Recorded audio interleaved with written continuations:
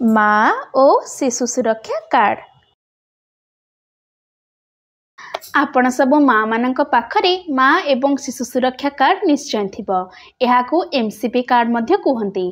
चलतु जन्मरू 3 वर्ष पिलांक पई एही कार्ड को किपरि व्यवहार करबा सेही विषय रे जानिबा।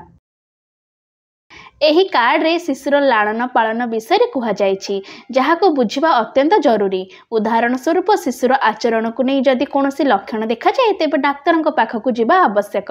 एहाको सरल भाषा रे कह जायछि। बयस अनुसार शिशु को केउं प्रकार खाद्य देबा उचित सेही विषय मध्ये सूचना दिया जायछि। जन्मरू 3 वर्ष पर्यंत पुओ एवं झियो मानकर बयस अनुसार ओजन कौन हेबा उचित ताहा कह जायछि।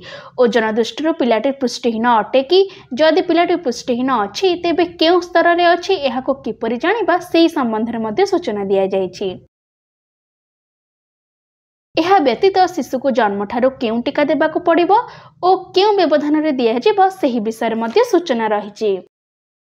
पिला विषय रे एही गुरुत्वपूर्ण सूचना गुडी को बुझिबा, तांको समय समय रे स्वास्थ्य केंद्र को नहीं जांच कराइबा पितामाता भाव में यह आमर कर्तव्य। केवल सेतेबेले आम पिला आगो को जाई एक सुस्थ जीवन बंचिबा को सक्षम हेबो।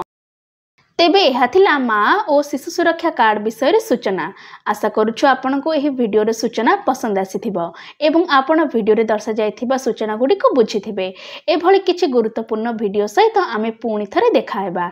सेही पर्यंत आपण आपणकर एवं पिला मानकर जत्न नेउथिबे। धन्यवाद।